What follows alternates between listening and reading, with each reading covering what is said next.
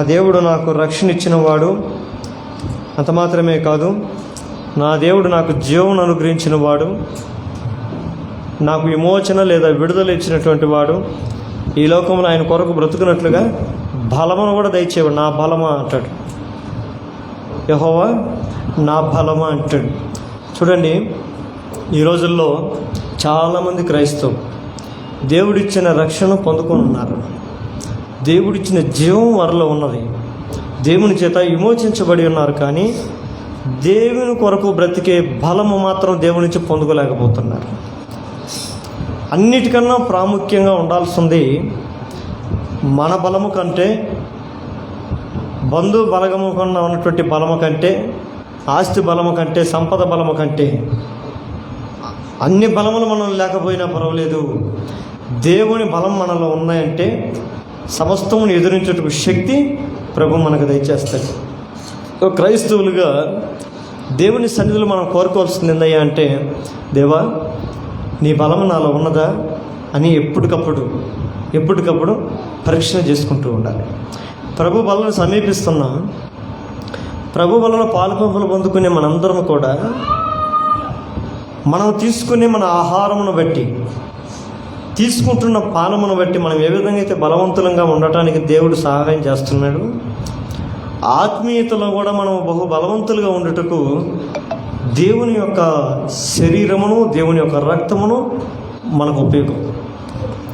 అందుకే నేను అంటాడు, నా శరీరము తిని నా రక్తం త్రాగువాడు వాడు ఎల్లప్పుడూ జీవించు.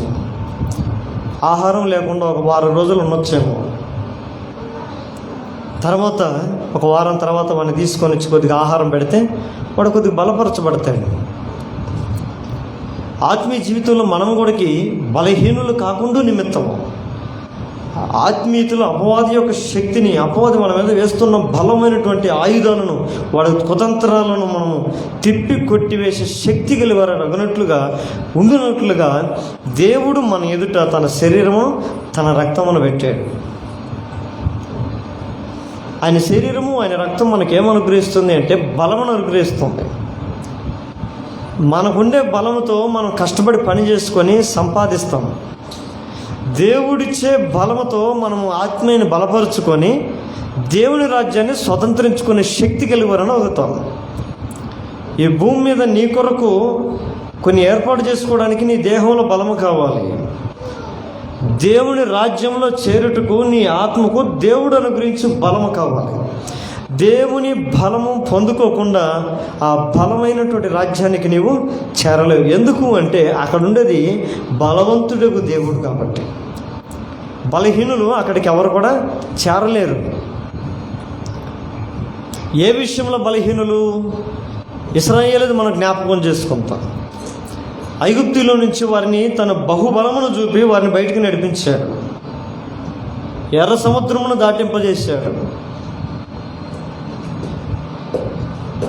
బండలో నుండి వారికి జలమునిచ్చాడు. ఆకాశము నుండి వారికి మన్నాను కురిపించాడు.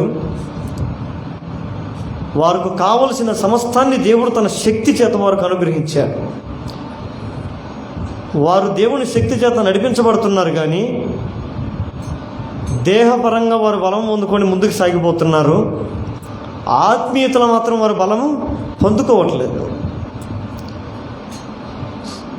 కీరకాయలు, దోసకాయలు, పుచ్చకాయలు ఈ తిని సాలైపోయింది, మాకు మాంసం లేదంటే నలువైపుల నుంచి పూరేళ్ళు వచ్చి వాళ్ళకి మాంసం ఇచ్చినట్లుగా మనం చూస్తాం. అంటే దేహానికి సంబంధించినటువంటి వాటిని మాత్రమే వారు కోరుకునేవారుగా ఉన్నారు.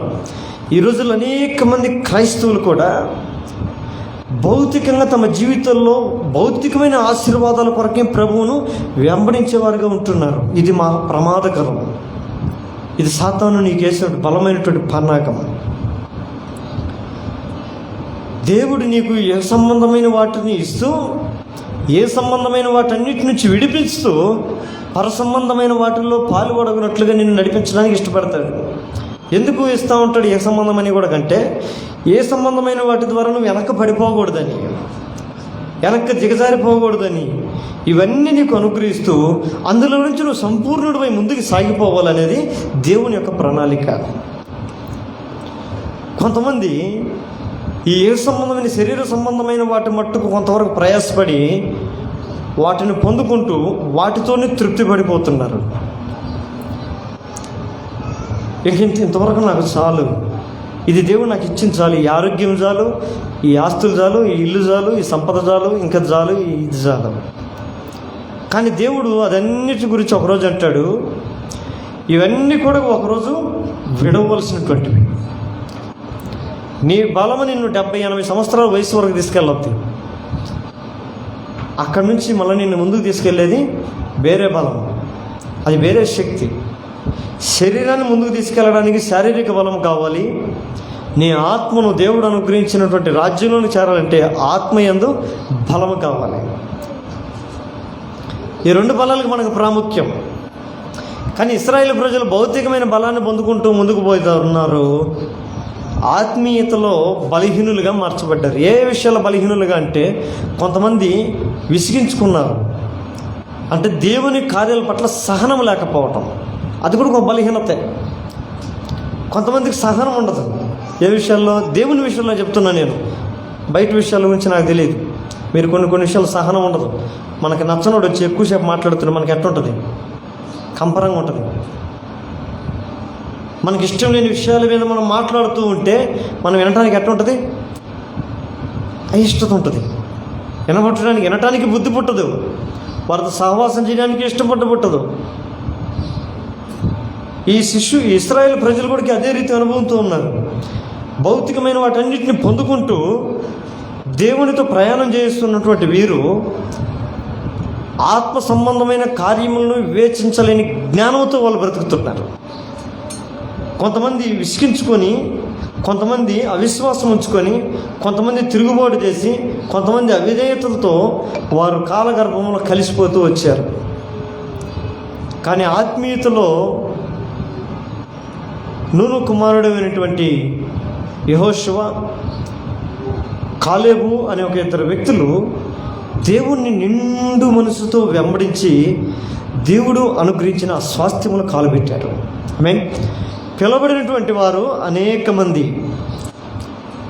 ఐగుప్తు నుంచి బయటకు వచ్చింది బైబిల్లో రాయబడిన సంఖ్య ప్రకారము కాళ్ళతో నడిచే, కాళ్ళు బలము కలిగినటువంటి వారు 6 లక్షల మంది అని రాయబడింది. అంటే ఎత్తుకున్న వాళ్ళు లెక్క కాకుండా, రథముల మీద వచ్చేవాళ్ళు కాకుండా, గాడిదల మీద వచ్చేవాళ్ళు కాకుండా, గుర్రల మీద వచ్చేవాళ్ళు కాకుండా, కేవలం కాలి బలముతో నడిచే వాళ్ళ లెక్క మాత్రమే 6 లక్షల మంది అని రాయబడింది.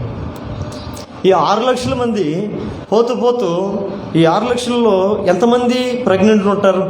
ఎంతమంది బిడ్డలు కంటా ఉండాలి కదా? ఎంతమంది సంతానం ఉంటారు? రోజుకు ఒకరు పుడుతుంటారు, రోజుకు ఒకరు ఊడిపోతూ ఉంటారు. పుడతా ఉండాలి, సంఖ్య పెరుగుతూ ఉండాలి. సంఖ్య పెరిగే కొలది విస్తరించాలి. కానీ చూడండి, దేవుని రాజ్యమును స్వతంత్రించుకునే సమయానికి వచ్చేసరికి 2 మిగిలిపోయారంట. ఎంతమందిలో నడిచిన వారిలో నేను చెప్తుండేది 6 లక్షల మందిలో ఎంతమంది అంట? ఏందండి దారుణం ఈ లెక్క? కనీసం ఒక 0 తగ్గించిన అర్థమయ్యిండు కదా. ఒక 0 తీసేసున్నది ఇబ్బంది లేదు, కానీ ఇదేంటి మరి దారుణం కదా. 6 లక్షల మంది ఎక్కడ, 2 ఎక్కడ? చెప్పుకోవడానికి ఎంతగా ఉంది కదా. అందుకనే దాన్నే నిర్వర్తి చేయడానికి యేసుప్రభు కూడా భూమి మీదకి వచ్చినప్పుడు ఆ రోజుల్లో అట్టుంది, ఈ రోజుల్లో కూడా ఏం తీసుకోవాలా.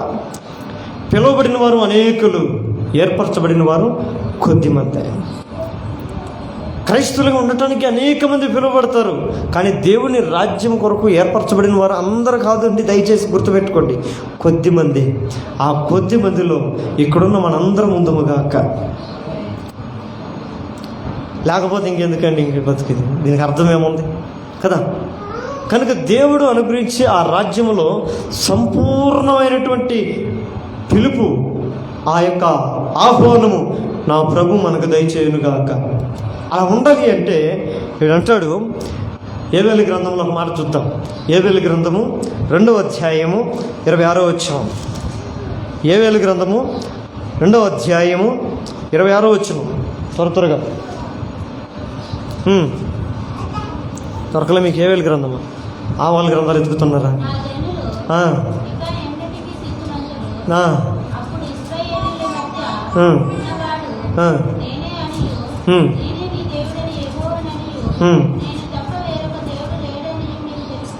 ఆమె ఇంకా నా వైపు చూడండి. నా జనులు ఏమంటమ్మా? నా జనులకి అనగా దేవుని జనులకు ఉండవలసినటువంటి లక్షణాలు. నేను మీకు దేవుడిని ఉన్నాననియు, మీరు నాకు ప్రజలు ఉన్నారనియు అందరూ తెలుసుకునేటట్లుగా. ఇప్పుడు నిన్ను చూస్తే బా శ్యాముకి దేవుడే నిజంగా ఉన్నాడబ్బా, శ్యాము కూడా దేవుడికి ఉన్నాడు. ఈ సిస్టర్ని చూస్తే నిజమే, ఈమె నిజంగా ఈమె దేవుని పెట్టే, నిజంగా ఈమె పక్షాన దేవుడు ఉన్నాడు, దేవుడు ఇతనికి నడిపిస్తున్నాడు, ఈమెకి దేవుడు సహకారంగా ఉంటున్నాడు అనేటట్లుగా మనం చెప్పుకోవాలి అంటే ఏ విధమైన లక్షణాలు కలిగి ఉండాలి అనేది నేను చెప్తున్నా. గుర్తుపెట్టుకోండి. దేవుని జనులకు అంటే దేవుడు అంటున్నాడు, ఒకవేళ దేవుడు అందాం, ప్రతి ఒక్కరు చూడండి, దేవుడు తమ జీవితంలో ఘనమైన కార్యాలు జరిగించాలని అందరికీ ఆశ ఉంటుంది. ఉండదా? నాకు లేదన్న వాళ్ళు చేతులు ఎత్తండి. అందరు ఎత్తరు, ఒక్కరు కూడా ఎత్తరు, పొర్రపాటున ఎత్తరు. ఎత్తండి అమ్మని బలవంతంగా ఎత్తినా కూడా లేవు మీ చేతులు. అయితే దేవుడు మన జీవితంలో ఆయన ఒక దేవుడై ఉండాలని, ఆయన మనకు గొప్ప రాజై ఉండాలని, ఆయన గొప్ప కార్యాలు చేయాలని మనం కోరుకుంటాం. నీకు నాకు ఆశ ఉన్నట్టుగానే దేవుడికి కూడా ఆశలు ఉండవని అంటారా? ఉంటావా? ఇద్దరు ఇస్తాం. హలో, దేవుడికి కూడా ఇలాంటి వాళ్ళు అయితే, నా భక్తులు అయితే చాలా బాగుంటుంది, ఇలాంటి వారైతే నన్ను నమ్ముకొని భక్తి కలిగిన వారు జీవిస్తే చాలా బాగుంటుంది అనే ఆశ దేవుడికి ఉంటుందా? ఉండదంటారా? ఖచ్చితంగా ఉంటుంది కదా. ఇప్పుడు పెళ్లి కావాల్సినాడు, ఇలాంటి భార్య అయితే నాకు కావాలా, ఇలాంటి భర్త అయితే నాకు కావాలా, ఇలాంటి వాళ్ళు నాకు కావాలా అని ఏ విధంగా అయితే ఆశ ఉంటుందో, దేవునికి కూడా ఇలాంటి వారైతే నాకు బాగుండు, తన పని నిమిత్తము, తన సేవ నిమిత్తము, తన రాజ్యము నిమిత్తము ఆయన యేసుప్రభు ఈ లోకానికి వచ్చినప్పుడు కొంతమందిని ఏర్పాటు చేసుకున్నాడు తన పని నిమిత్తం. అందరినీ కాదు, ఆయన 70 మందిని ఏర్పాటు చేసుకున్నాడు. వాళ్ళంతా ఊడిపోతారు కొన్ని రోజులకి. ఆయన 11 మందిని ఏర్పాటు చేసుకుంటాడు, ఒకడు ఊడిపోతాడు 12 మందిలో. చూడండి, దేవుడు కూడా అందరిని కాదు కానీ తన పని నిమిత్తము నీకు దేవుడై ఉండలాగల, నీవు ఆయనకి బిడ్డవై ఉండలాగున్నట్లుగా నిన్ను ఒక ప్రణాళికతో దేవుడు నిన్ను ఏర్పాటు చేసుకుంటాడు. అందులో మొట్టమొదటిగా తనకు కావలసినటువంటి ప్రజలు ఏ విధమైనటువంటి స్వభావ లక్షణాలు కలిగి ఉండాలి గుర్తుపెట్టుకోవాలి. యేసు ప్రభువును నమ్ముకునే వాళ్ళు లేదా దేవుని జనులకు ఎలాంటి స్వభావ లక్షణాలు కలిగి ఉండాలి? అందులో నెంబర్ 1 మొట్టమొదటి చూపిస్తాను. దేవుని బిడ్డలకు కలిగి ఉండే లక్షణాలు ఇవి మనలో ఉన్నాయా లేదా అనేది పరీక్షించుకుందాం. గుర్తుపెట్టుకోండి. మొట్టమొదటిది ద్వితీయోపదేశకాండము, దినవృత్తాంతముల గ్రంథము, మొదటి దినవృత్తాంతముల గ్రంథము 7వ అధ్యాయము, మొదటి దినవృత్తాంతముల గ్రంథము 7వ అధ్యాయము 14వ వచనం, 7వ అధ్యాయము 14వ వచనం.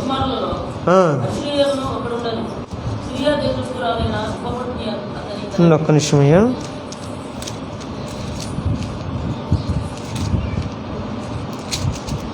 పద్నాలుగో వచ్చిన చూడండి.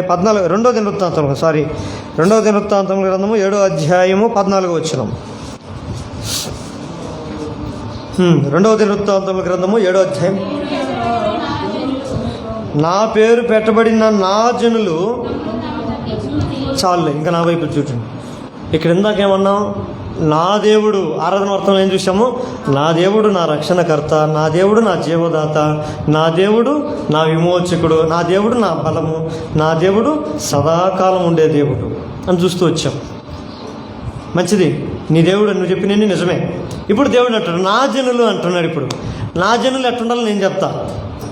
ఇప్పుడు దేవుడు ఎట్టటోడు మనం చెప్పుకున్నాం. నా దేవుడు ఇట్టటోడు, నా దేవుడు అట్టటోడు, నా దేవుడు ఇలాంటి వాడు, నా దేవుడు అలాంటి చేశాడు, ఇలాంటి చేశాడు అని చెప్పాం. ఇప్పుడు దేవుడు మన గురించి చెప్పే అవకాశం వచ్చింది. ఆయన స్వభావ లక్షణాలను ఆధారం చేసుకొని ఇందాక మన దేవుడిని ఆరాధించాం. ఇప్పుడు దేవుడు మన గురించి, మన స్వభావ లక్షణాల గురించి చెప్తున్నాడు. నా ప్రజలు లేదా నా జనులు తమ్మును తాము తగ్గించుకోవాలి. గుర్తుపెట్టుకోండి, దేవుని బిడ్డల్లో ఉండాల్సినటువంటి స్వభావ లక్షణం, మొట్టమొదటి లక్షణం ఏదన్నా ఉంది అంటే తగ్గింపు. ఇది ఎంతమందిలో ఉంది? ఎందుకని తగ్గేదే లేదా? ఇప్పుడు ఏదో ఒక సినిమా వచ్చేసరికి ఇంకేడబట్టి ఇదే తగ్గేదేలే, చిన్న పిల్లలు కూడా అదే నేర్పించేస్తారు. రే చెప్పరా మీ మామకి, తగ్గేది లేదని చెప్పు. తగ్గాల్సి ఉందే. నువ్వు జీవితంలో రాబోయే రోజుల్లో దేవుని బిడ్డవు, దేవుని కుమారుడు, దేవుని కుమార్తెవు, దేవుని ప్రజలు, దేవుని సమూహము నీవు, దేవుని బిడలుగా నీవు పరిగణించబడాలి అంటే నీ జీవితంలో ఏముండాలి? తగ్గింపు కలిగిన. కొంతమంది డ్యూటీ ఉందని, నా గవర్నమెంట్ జాబ్ ఉందని గర్వం, ధనం ఉందని గర్వం, ఉన్నత ఆస్తులు ఉన్నాయని గర్వం, దేనిని బట్టి గర్వం. ఈ రోజుల్లో మనల్ని హెచ్చింపజేసేది చాలా ఉన్నాయి భూమి మీద. కాసింత అవతలవాడికి తెలియదు, మనకు తెలిస్తే చాలు హెచ్చించుకోవటమే.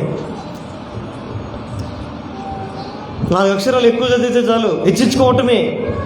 అవతలవాడికి ఉండేదానికన్నా కొద్దిగా ఉంటే చాలు హెచ్చించుకోవటమే. దేనికి హెచ్చింపు?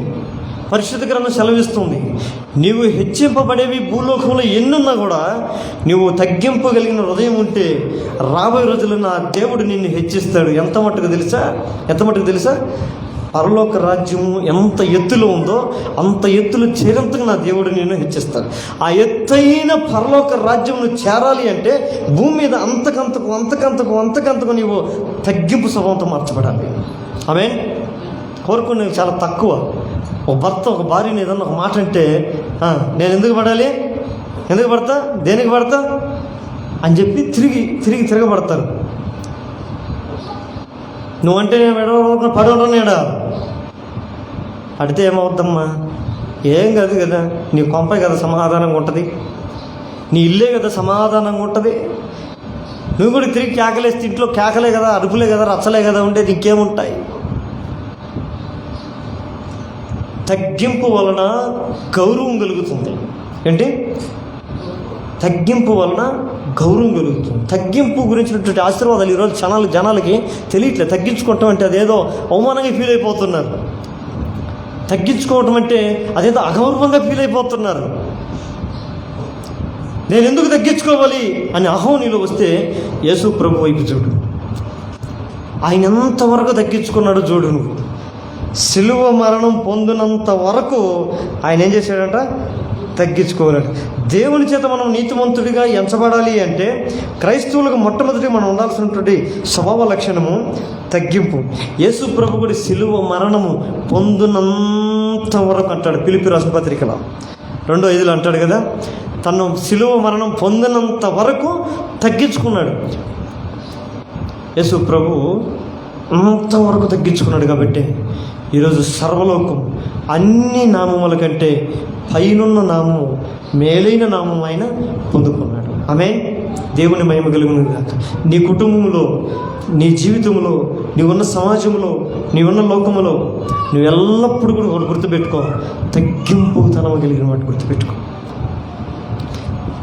నీకాడ జ్ఞానం ఉండొచ్చు, నీకాడ తెలివి ఉండొచ్చు, నీకాడ చదువు ఉండొచ్చు, నీకాడ సంపద ఉండొచ్చు, నీకాడ అన్నీ ఏమైనా ఉండొచ్చు, కానీ తగ్గింపు కలిగిన స్వభావం మనం నేర్చుకోవాలి.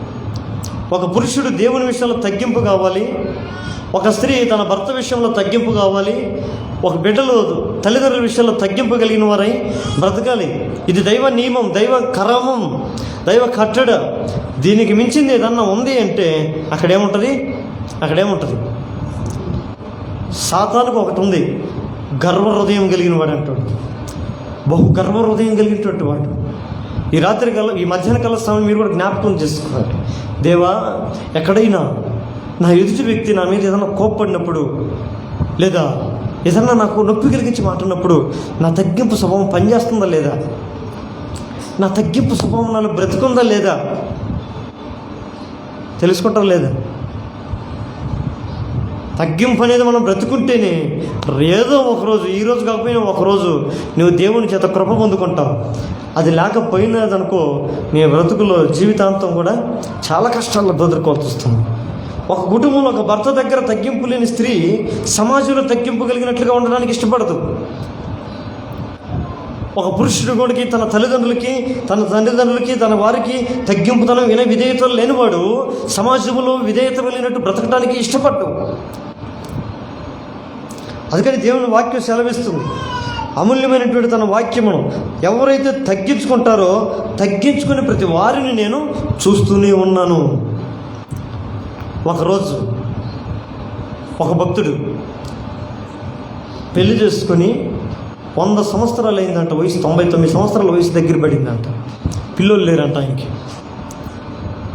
ఆయన భార్యకేమో పిల్లలు అంటే విపరీతమైన ఆశ అంట. ఆ 95 సంవత్సరాల వయసులో కూడా ఏమండి మనం ఇంత ప్రార్థన చేస్తున్నాం, రోజు చర్చికి వెళ్తున్నాం, ప్రార్థనలు చేస్తున్నాం, మందిరానికి వెళ్తున్నాం, నువ్వు ఊరుకుండవు, ప్రతి దాంట్లో పోయి దశంభాగం మంచి దేవుడికి ఇస్తూ ఉంటావు, కానీ మనకు పిల్లలు లేరు, ఏంటండి పరిస్థితి అని అంటే, పనిలే దేవుడు చూసుకుంటాడు అనేవాడంట. అట్లా అనుకుని వాళ్ళు 99 సంవత్సరాలు వచ్చిందంట. ఇంకా ఆ ముసలాంకి ఇంకా ఆశలు పోయినాయి అంట. ఒరే ముసలోడా, ఇంక నీకు ఉంటూ పట్టుకుని ఊరుకొని చావు నువ్వు, నాకైతే ఆశలు లేవు కానీ వదిలేసిందంట. కానీ ఆ మాట అన్నింది, కానీ ఆమెకైతే కాస్త ఏడవదికి ఆశ ఉందంట. ఒకరోజు అనిందంట, ఏమండి ఇంకా నన్ను చూస్తే నాకు పిల్లలు పుట్టేటట్లేరు, కనుక నాకేదో ఒక రీతికి బిడ్డలు కావాలంటే ఎట్లా కావాలి బిడ్డలు, నీకు ఎట్లా కావాలి బిడ్డలు, ఎట్లా వస్తారు బిడ్డలు అంటే, నాకు అవన్నీ తెలియదండి. ఇదిగో మన ఇంట్లో పని మనిషి ఉంది, ఆమె 2 పెళ్లి చేసుకోవాలి. ఆమెకు బిడ్డలుగా పుట్టిందనుకో, ఇంక నా బిడ్డగా నేను దాక్కుంటా అంటే, ఇంకిట్ట టాపర్లో తోరొద్దు అంటాడు అన్నట్టు ఆయన అబ్రహాం పాపం ఎగురుదూకి వెళ్ళాడు. భార్యే అవకాశం ఎత్తున్నప్పుడు, చేసుకోమ్మా బంగారులాగా నేను చెప్తున్నాగా చేసుకోపోయి అని చెప్తే ఉంటాడు మొబైల్లో. ఈ రోజుల్లో భార్యలు గంట భర్తల మీద ఎంత ప్రేమ అంటే అపారమైన ప్రేమ అంటండి. ఎంత ప్రేమ, కడుపును పుట్టిన బిడ్డలైన పక్కింట్లో విడిచిపెట్టిపోతారు, కానీ కట్టుకున్న భర్తను పక్కింట్లో విడిచిపెట్టిపోరంట. అంత ప్రేమ అంట భార్య భర్తల మీద, ఎంత ప్రేమ చూడండి. అపనమ్మకమా? అది ప్రేమ. అది ప్రేమ ఉన్న చోటే కదా ఎక్కువ అనుమానం ఉండేది. ఆడ అనుమానం ఉందంటే ఆడ ప్రేమ ఎక్కువ ఉందని అర్థం. అది తప్పు కాదు. నీ భార్య నిన్ను పదే అనుమానిస్తుందనుకో, అది తప్పుగా కాదు, నువ్వు చెడ్డోడు అని పిలవు అక్క. నీ భార్య నీ మీద నీకు పెట్టుకున్న ప్రేమ. అలా అని చెప్పి ఇంక స్టార్ట్ చేశారు ఈరోజు నుంచి. ఎక్కువ ప్రేమ ఏడ ఉంటుందో అక్కడ ఎక్కువ. ఏది ప్రేమ అయ్యా అంటే, నా భర్త ప్రేమ, నా భార్య ప్రేమ నాకు మాత్రమే దొక్కాలి. ఇప్పుడు పెళ్లి చేసుకోవాలి, పిల్లలు శబ్దంగా రెడీగా ఉన్నారు వీళ్ళు. మీ ఫోన్లు బిజీ వస్తే అమ్మాయిలు ఏమంటారు? ఏమంటారమ్మా? ఎవరితో మాట్లాడారు? పెళ్ళి కాకముందే ఎవరితో మాట్లాడుతున్నా? ఆడ ఎందుకు మాట్లాడుతున్నా? ఎవరిది? మా అమ్మ అన్న కానీ నమ్మరు, మా అక్కన్నా నమ్మరు. ఊరికి పదే బిజీ వచ్చిందనుకో, ఇంక అయిపోయినట్టు వాడి కథ. విన్న పెళ్ళి పెట్టుకోవాలి. ఇంకా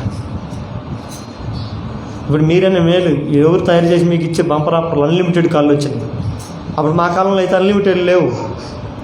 ఇవన్నీ రీఛార్జ్ చేయించుకోవాలా. 100 రూపాయలు రీఛార్జ్ చేపిస్తే 1 నిమిషంలో ఎగిరిపోద్ది మాట్లాడితే. తక్కువ మాట్లాడేది, ఎక్కువ ప్రేమలు ఉండేది. ఈ రోజుల్లో మాటలు ఎక్కువైపోయాయి, ప్రేమలు తక్కువైపోయాయి.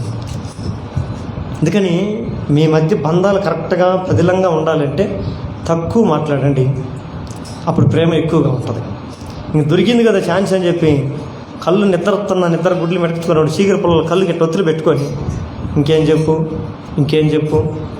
చెప్పు ఇంతకన్నా ఎక్కువ మాట్లాడరు. ఇంక నాకు తెలిసి ఇంకేముంది నువ్వు చెప్పు, ఇంకేమైనా ఉంటుందమ్మా?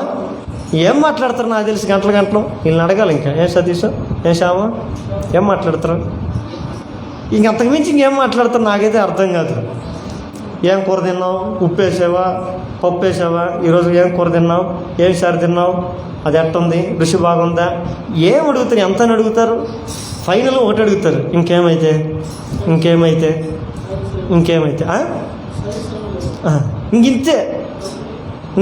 ఇంకేం లేదు అన్నట్టు పక్క నుంచి రిప్లై అయినా కానీ ఫోన్ పెట్టరు, ఏం లేదన్నా కానీ. అందుకని మళ్ళీ తిరిగి ఈ ఫోన్కి 1 నిమిషానికి 1 రూపాయో 50 పైసలు పెట్టే టెక్నాలజీ మళ్ళీ రావాలి. అప్పుడు అంత ప్రేమ ఉన్నా కూడా ఏముంటుంది, రీఛార్జ్ అయిపోతుంది. రీఛార్జ్ అప్పట్లయితే మిస్డ్ కాల్ ఇచ్చి కటక్కన కట్ చేసేవాడు. ఒకే మిస్డ్ పూర్తి కూడా రింగ్ అవుతాం, టక్కన కట్ చేసేది. ఎందుకు ఉండేది 1 రూపాయి ఉంది, అది మళ్ళీ ఆడెత్తేస్తావు నువ్వు అని చెప్పి ఒకే రింగ్ అనేది కట్ అయిపోయింది. మిస్డ్ కాల్ వచ్చిందని కూడా తెలియదు. ఇప్పుడు అట్ట కాదు, అవతలాడు ఎత్తిందాకా, ఎత్తకపోతే మోగి స్విచ్ ఆఫ్ అయిందాక ఫోన్ చేస్తూ ఉంటారు. చూడండి, దేవుని విషయంలో తగ్గింపు మాటలు కానీ, తగ్గింపు జీవితం కానీ, తగ్గింపు విధేయత కానీ ఇవన్నీ మన మేలు కొరకే. ఎంత తగ్గి ఉంటే అంత ఒదిగి ఉంటాం. ఈ తగ్గింపు మాటలు లేని ద్వారా చూడండి, శారా తన జీవితం తన మీద నిప్పులు పోసుకుంది. అబ్రహాముని పిలిచి, ఇదిగో మన ఇంట్లో పని మనిషి అమ్మాయి ఉంది, ఆ అమ్మాయిని చేసుకో బిడ్డలు కానంటే వెళ్ళిపోయాడు. ఒక బిడ్డ పుట్టింది. తీసుకొని వాడు పౌడర్ కొట్టను, ఏ కొట్టను, ఈ ముసలాం ఇది చేసుకుంటాను. వాడు పెరిగి పెద్దవాడు అయ్యాడు. వాళ్ళ అమ్మ తెలుసు, ఈ ముసలాం ఇద్దరు తెలుసు.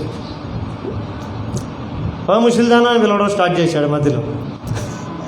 ఒరేయ్, నీకు జన్మనిచ్చిన దానికి నేను రా కారకురాలని, నన్ను పట్టుకుని ముసలిదాన్ని అంటావా అంటే, ముసలిదాన్ని భలే మాట్లాడినవు నువ్వు అని వాళ్ళ అమ్మ కాడికి పరిగెత్తుకుని వెళ్ళేవాడు. అది చూసి తట్టుకోలేకపోయింది. అప్పుడు అనిపిస్తే, ఏమండి ఇటు రాండి ఇట్ట అంటే, చెప్పు మళ్ళీ ఇంకొక బొమ్మంటే కొంపదీసి, నాకు ఓపిక లేదు, నేను బాను, ఇప్పుడు నేను మొదలు సరిగ్గా అన్నం కూడా పెట్టట్లే, నువ్వు నీళ్ళు కూడా సక్రంగా ఇట్లే, ఏం చేయమంటే చెప్పమ్మంటే, ఎట్టి పరిస్థితులు ఇదిగో ఇది ఇంక ఇంట్లో ఉండకూడదు మన ఇంట్లో. దాంతోపాటు తన బిడ్డ కూడా తరిమే బయటికి. ఇంకట్ట గుండె పగిలిపోయింది పాపం ఆయనకి, భర్తకి.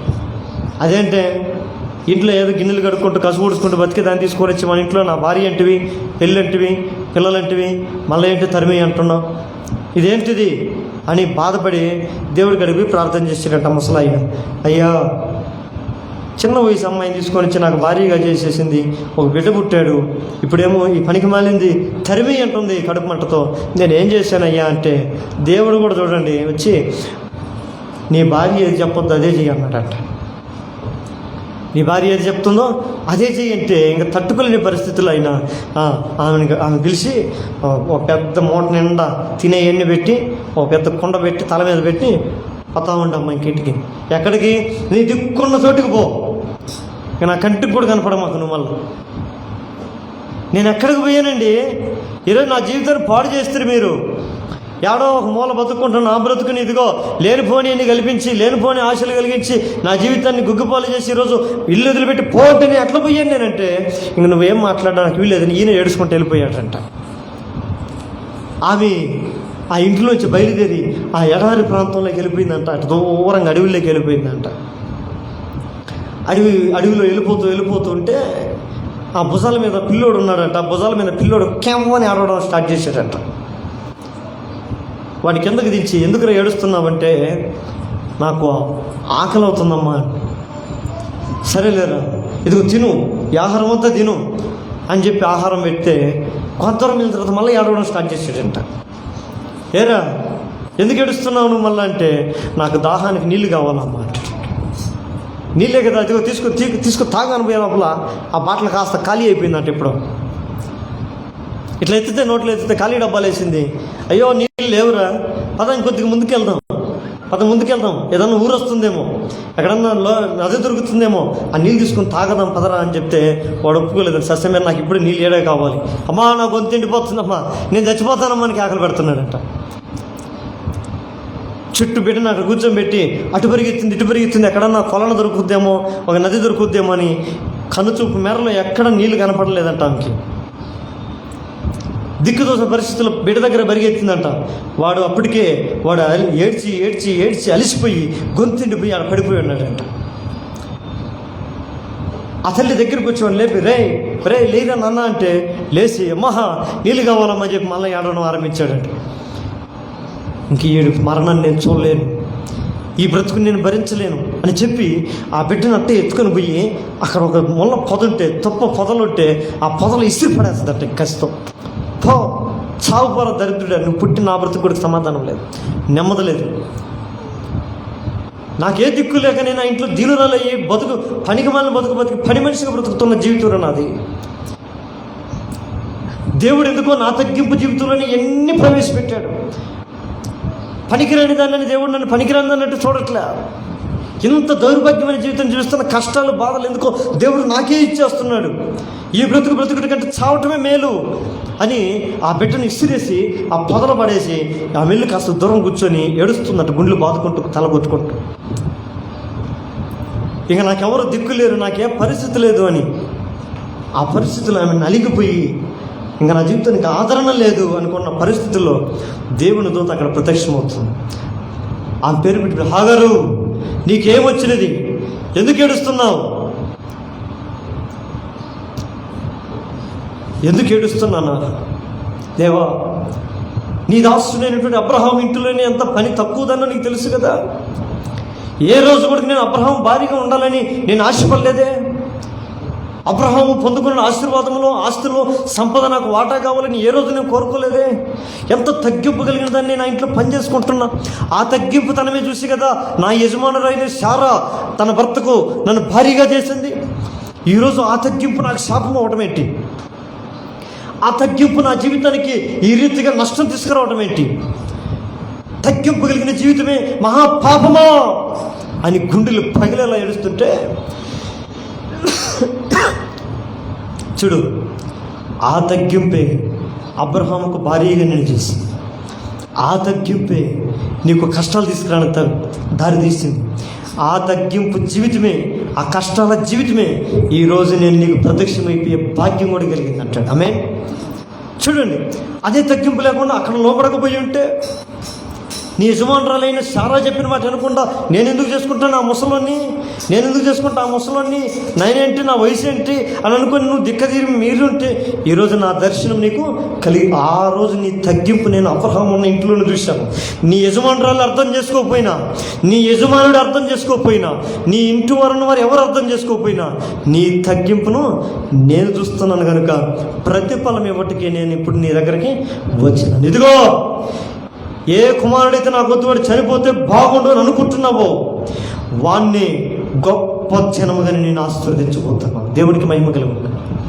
కానీ మన జీవితంలో అనుకోవాల్సింది ఏంటంటే, ఈ హాగర్ నుంచి మనం నేర్చుకోవాల్సింది ఏంటంటే, మన ఎదుటిన్న వారు, మనకు ముందున్నటువంటి పెద్దలైన వారు, యజమానులైన వారు మన మీద కోప్పడినా, మన మీద అధికార దర్పణం చూపించినా కూడా కాస్తంత కొద్దిగా తగ్గింపుతో దేవుని కొరకు కనిపెట్టుకోవడం ఎంతైనా శ్రేష్టమైనది. నీ తగ్గింపు ఎవరు చూడకపోయినా పర్వాలేదు, నిన్ను పిలిచినవాడు, నిన్ను కట్టుకున్నవాడు చూడకపోయినా పర్వాలేదు, గుర్తించకపోయినా పర్వాలేదు, నీ తల్లిదండ్రులు నేను గుర్తించకపోయినా పర్వాలేదు, అన్ని పరిస్థితుల్లో తగ్గింపు గొప్పదని చెప్పిన నా యేసు ప్రభు ఎల్లప్పుడూ నేను గమనిస్తుంటాడు. తగిన కాలంలో హాగర్ని దర్శించి తన జీవితానికి నీటి మడుగుల్ని, దాహమును, దప్పికను తీర్చి తన జీవితాన్ని ఆశీర్వదించిన నా దేవుడు ఈ మధ్యాహ్న కాల సమయంలో నీ తగ్గింపు తగినట్లుగా నీ కుటుంబాన్ని, నీ జీవితాన్ని నా దేవుడు ఆశీర్వదించునుగాక. ఆశీర్వాదం రావాలంటే నువ్వు మొదటి నుంచి నీ జీవితాన్ని ఏం చేసుకోవాలి? తగ్గింపుతో సాగించుకుంటూ ముందుకు పోవాలి. అందుకని నా జనులకు ఉండవలసింది ఏంటంట? తగ్గింపుతనం. ఈరోజు ప్రభు వాళ్ళ దగ్గరికి వెళ్ళబోతున్నాం. ప్రభా, నా జీవితంలో కూడా ఇలాంటి తగ్గింపుతనం దయచేయండి. ఈ రీతిగా తగ్గించుకుంటే, ఏ రీతిగా చూడండి, లోక సువార్త 18వ అధ్యాయము 14వ వచనం, లూక్ గాస్పెల్ చాప్టర్ 18 వర్స్ 14. అతని కంటే ఇతడు నీతిమంతుడిగా తీర్చబడి తన ఇంటికి వెళ్ళినని యేసు ప్రభువుతో చెప్పాడు. చూడండి, ఇద్దరు వ్యక్తుల గురించి దేవుడు చెప్తున్నాడు. ఇద్దరు వ్యక్తులు ప్రార్థించడానికి దేవాలయంలోనికి వెళ్ళారు. ఒకడు తను చేస్తున్నట్టు వాటన్నిటి బట్టి గర్వంతో దేవుని సన్నిధిలో ప్రార్థన చేస్తూ కనపరుచుకుంటున్నాడు. ఒకడైతే ఏమి లేని దరిద్రుడు, ఏమి ఇవ్వలేని దౌర్భాగ్య స్థితి, వాడైతే నిలబడి, ప్రభా పాపేను, నన్ను క్షమించు ప్రభా, వాళ్ళలాగా నేను గొప్ప ప్రార్థన చేయలేను, నన్ను క్షమించు అని ఒక మాట అన్నాడంట. దేవుడు అంటున్నాడు, ఎవడైతే దేవుని సన్నిధిలో హెచ్చించుకుంటే వాడి పరిస్థితి ఏంటో, ఎవరైతే దేవుని సన్నిధిలో తగ్గించుకుంటే వాని పరిస్థితి ఏంటో అని ఒక్క మాటలో చెప్పి ముగించేశాడు. తగ్గించుకునే ప్రతి వాడు హెచ్చించబడతాడు. తగ్గించుకున్న వాడు పాపి అయినప్పటికీ కూడా దేవుని సన్నిధిలో నీతిమంతుడిగా పరిగణించబడి లోకంలోంచి బయటికి వెళ్ళాడు. దేవుని సన్నిధిలో తగ్గింపు అంత మాత్రమే కాదు, ఒక గొప్ప రాజు, బైబిల్ గ్రంథంలో ఆయన పేరు హిజ్కియా, గొప్ప రాజు, ఆయన గొప్ప స్థానం కలిగినటువంటి వ్యక్తి కలిగిన వాడు. ఒకరోజు దేవుని యొక్క ప్రవక్త లేదా దేవుని దాసుడు ఆయన దగ్గరకు వచ్చి, హిజ్కియా గారు, నువ్వు చనిపోబోతున్నావు కనుక ఏదైనా చిన్న చిన్న పనులుంటే కంప్లీట్ చేసుకో అని చెప్పేసి వెళ్ళిపోయాడట. అప్పుడు హిజ్కియా తగ్గింపు మనసుతో దేవుని స్థానానికి వెళ్ళి ప్రార్థన చేస్తాడు. ఏం చేసయ్యా, నేను నీ కొరకు ఇన్ని చేశాను, అన్ని చేశాను, ఇంత చేశాను, మరి నాకెందుకు ఈ కష్టాలు, నాకెందుకు ఈ రోగం, నాకెందుకు ఈ మరణం, నాకెందుకు ఈ జబ్బు, నాకెందుకు ఈ నష్టం అని అడిగేది మానేసి ఏం చేశాను? దేవా, నా పరిస్థితి ఏంటి? నేను అన్ని విషయంలో నమ్మకంగా ఉన్నానే, ఈ విషయంలో ఏమైనా తప్పిపోయాను అంతా మాట్లాడు. ఒకవేళ నాలో ఉన్నటువంటి హృదయ గర్వం ఏమన్నా ఉందేమో చూడండి. ఆ మాట చూసుకుని మన ప్రార్థనలోకి వెళ్ళిపోదాం. హిజ్కియా 2వ దినవృత్తాంతముల గ్రంథము అదే 32వ అధ్యాయము 26వ వచనం. 2వ దినవృత్తాంతముల గ్రంథము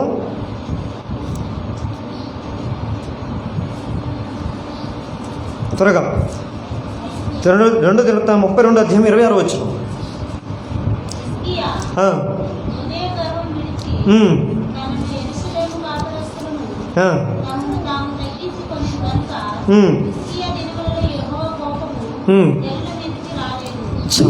దేవుని కోపం అంటావా? హిజ్కియా అనే రాజు బ్రతికినంత కాలంలో కూడా దేవుని యొక్క కోపం ఆ ఇంటి మీదకి కానీ, ఆ ఊరి మీదకి కానీ, ఆ రాజ్యం మీదకి కానీ రాలేదు అంట కాదు, ఉంటా నిజమే కదా. చూడండి, రాజైన హిజ్కియా ఆ రాజ్యానికి రాజు. మన ఇంటికి మనమే ఒక రాజులుగా మార్చబడాలి. ఆ దేశానికి హిజ్కియా రాజు తన హృదయ గర్వమును విడిచి తనతో పాటు తన ఊరు వారిని, తన ఇంటి వారిని తగ్గింపుతనంతో తీసుకెళ్ళడానికి ఇష్టపడ్డాడు. కాబట్టి ఆ దేశం మీదకి దేవుని కోపం వాళ్ళు ఉన్నంత వరకు రాలేదంట. ఈరోజు మన ఇంటి మీదకి, మన కుటుంబస్తుల మీదకి, మన బంధువుల మీదకి దేవుని ప్రచండమైన కోపం రాకుండా ఉండాలి అంటే ఆ హిజ్కియా వలె ప్రభు మనం మార్చునుగాక. ఆ కుటుంబానికి, ఆ దేశానికి, ఆ రాజ్యానికి హిజ్కియా తగ్గింపుతనంతో ఏ విధమైతే దేవుని యొక్క కటాక్షాన్ని కలుగు చేసించుకున్నాడో, ఈరోజు ఈ వాక్యం వింటున్న నీ ద్వారా, నా ద్వారా, మనందరి ద్వారా మన కుటుంబానికి దేవుని కోపము కాదు, దేవుని శాపము కాదు, మన ద్వారా, నా ద్వారా, నీ ద్వారా, మనందరి ద్వారా మన కుటుంబానికి దేవుడు మెండైన ఆశీర్వాదాలు దయచేయును గాక. ఆ రీతిగా అవ్వాలి అంటే దేవుడు మనం దేని చూసి మన కుటుంబాన్ని ఆశీర్వదిస్తాడు, దేని చూసి మన బిడ్డలను ఆశీర్వదిస్తాడు, దేనిని చూసి దేవుడు మనం కొన్ని చిన్న చిన్న పొరపాట్లు చేసినా ఆయన సహిస్తాడు అంటే మన కుటుంబంలో ఉన్నటువంటి తగ్గింపుతనం ద్వారా. ఈరోజు మనకు తగ్గించుకొని, ఇదిగో ఏమండి అన్నావు కదా వాక్యము, నువ్వు తగ్గించుకో ఫస్ట్ అని భార్యకి భర్తకు చెప్పకుండా, భార్య పోయి భర్తకు చెప్పకుండా మన ఇద్దరం తగ్గించుకుందాం, ఇద్దరం కలిసి తగ్గించుకుందాం, అందరం కలిసి తగ్గించుకుందాం అని ఒకరినొకరు కుదుటపడి, నువ్వు నోరు మూసుకుంటే నువ్వు నోరు మూయి, నేను నోరు మూసి కాదు ఫస్ట్ నువ్వే నోరు మూయి అని చెప్పి మూతులు బాగా కొట్టుకునే దాకా పోకుండా, అవతలోడు ముయ్యలేదనుకో నువ్వు ఒకటి గుర్తెరుగు, తగ్గింపు లేని ఆత్మ, దురంకారమైన గర్వంతో కూడుకున్న ఆత్మ నీ మీద పనిచేస్తుంది. అది నాలో లేదు, నేను కనుక తగ్గింపు నాకుంది కాబట్టి యేసు రక్తమే చెయ్యి. ఆమె ఇటు తిరగాల. ఎవరిలో ఇద్దరిలో ఉంటే, ఇద్దరిలో కానీ చచ్చింది అనుకో అది తగ్గింపు ఆత్మ. ఇద్దరిలో గర్వపాత్మ ఉంది అనుకో, నువ్వు పొరక తీసుకుంటే ఆయన కర్ర తీసుకుంటాడు, ఆయన కర్ర తీసుకుంటే ఆమె ఏమో ఆ కిచెన్ లేదో ఒకటి తీసుకుంటుంది, ఇంకిద్దరు రణబైరే. అది కాదు, అవతలోడికి కోప్పడ్డా వెంటనే దేవుని ఆత్మ నీళ్ళని గ్రహించాలి. ఓహోహోహో, నా కుటుంబాన్ని పాడు చేయడానికి గర్వం ఆత్మ నీళ్ళు ప్రవేశించినట్టు నేను తెలుసుకుంటున్నా, నేనే మౌనమైపోతా, వెళ్ళిపోవన్నమాట దూరంగా. అప్పుడప్పుడు మా ఇంట్లో కూడా మా నాయన అయితే, మా నాయనకి విపరీతమైన కోపం. ఎంత కోపం అంటే, ఆయన కోపం వచ్చేదంటే ఏడొకడికి వేస్తాడు, ఆడొకడికి వేస్తాడు, ఎగిరి దూకిపోతాడు మా అమ్మ మీద. మా అమ్మ కానీ అరిచిందనుకో, ఆయన అరిసి 4 అరిచేసి ఇంట్లో లేకుండా మాయమైపోతాడు మా నాయన. ఇంకెప్పుడో సాయంకాలం 7 గంటలకు వస్తాడు మళ్ళీ ఇంటికి. ఎందుకు నన్ను అటు చేసేదంటే, పిచ్చిదిరా వరగా మనిషి ఎదురుకుంటే కుక్క అరిచినట్టు అర్థం, కుక్కగా గమ్ముగా ఉండాలంటే కనపడకుండా పోవాలి ఇంకా అంటాడు. ఇంకెందుకు ఊరికి ఎదురుకుని మనం మొహం చూసినప్పుడల్లా కేకలు వేసుకోవడం ఎందుకు? 4 అనేసినమా ప్రశాంతంగా వెళ్ళిపోవడం ఇంట్లో లేకుండా. అరుచుకొని ఎవరిని చూసి అరుచుకుంటుంది, అరిసి ఆనే స్కూల్ పిక్కుని వెళ్ళిపోద్ది గమ్ము ఒకటే, మళ్ళీ లేచి ఊరుకోండి, మళ్ళీ సైలెంట్గా వస్తాడు 7 గంటలకు మా నాయన ఇంటికి. అప్పుడు ఇంకా మా అమ్మ అరిసిపోయి ఉంటుంది పాపం, ఇంకా అరిసేసి సాలికి మళ్ళీ ఆడరిసి ఓపిక అవుతాం. అట్లాగే ప్రతి విషయంలో జ్ఞాన చిత్తంతో మనం కొన్నిసార్లు మన కుటుంబ విషయంలో పని చేసుకోవాలి. దేనికి ఎన్ని అంటే దేవుని ఆశీర్వాదం కొరకే, ఇంకొకటి దాని కొరకు కాదు. దేవుడు కొరకు నా జనులకు ఉండవలసింది ఏంటంట, తగ్గింపుతాను. మోకాళ్ళ మీదకి వద్దామా? మోకాళ్ళ మీదకి వద్దాం. దేవా నా తండ్రి, నా జీవితంలో, నా బ్రతుకులో నువ్వు నా దేవుడిపై ఉండాలని నేను కోరుకుంటున్నాను, కానీ నేను కూడా నేను నీ బిడ్డనై ఉండాలని నువ్వు కోరుకుంటున్నావు. నువ్వు నన్ను కోరుకుంటుంటే నేను ఖచ్చితంగా నీవు నచ్చినటువంటి స్వభావ లక్షణాలు నేను కలిగి ఉండాలని నాతో మాట్లాడుతూ వచ్చాం. నా జీవితంలో, నా బ్రతుకులో నా జనులు తాము తగ్గించుకోమని నీవు కోరుకుంటున్నాను. ఇదిగో నీ ప్రజగా, నీ బిడ్డలుగా, నీ స్వాస్థ్యముగా, నీ బిడ్డగా ఉండడానికి ఆశపడుతున్నా. నేను నా జీవితంలో ఈ తగ్గింపుతనం లేదేమో, నన్ను కరుణించండి. తగ్గింపుతో అవమానాలు వస్తున్నాయి, తగ్గింపుతో నిందలు వస్తున్నాయి, తగ్గింపుతో అగౌరవాలు వస్తున్నాయి. తగ్గించుకుని విధేయత చూపించడం ద్వారా నా మీద అందరూ ఆధిపత్యం చేస్తున్నారయ్యా. ఒక్కొక్కసారి వీటన్నిటిని బట్టి నేను తిరుగుబడి చేయాలనిపిస్తుంది, తిరగబడాలనిపిస్తుంది. కానీ నీ బిడ్డగా నేను ఉండాలని ఆశతో ఇదిగో తగ్గింపుతనంతో నేను బ్రతుకుతున్నానయ్యా. నా ఎడల నీ కృప చూపించు, నీ దయ చూపించు. ఒకవేళ నా జీవితంలో, నా బ్రతుకులు ఇలాంటి తగ్గింపుతో కూడుకున్నటువంటి స్వభావ లక్షణం లేకపోతే ఈ మధ్యాహ్న కాల సమయంలో నేను సాత్వికుడును దీన మనస్సు కలిగిన వాడునని చెప్పిన నీ దీనత్వంతో కూడుకున్నటువంటి ఆ స్వభావమును నాకు ప్రసాదించండి. నీ శరీరమును, నీ రక్తమును తీసుకుంటున్నటువంటి నేను నీలో ఉన్నటువంటి ఆ స్వభావ లక్షణాలని పుణికిపుచ్చుకున్నట్లుగా ఈ లోకానికి ప్రజ్వలింపజేయనట్లుగా నన్ను నిరూపించండి, నన్ను నిర్మించండి.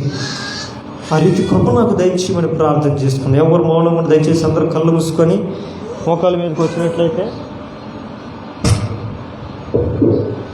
ప్రభు బలాలకి రాబోతుంది. ఎవరు మౌనం కొట్టుకున్నారు. దేవుని బిడ్డగా నీ ఉండాలని ఆశపడుతుంటే దేవుడు నీకు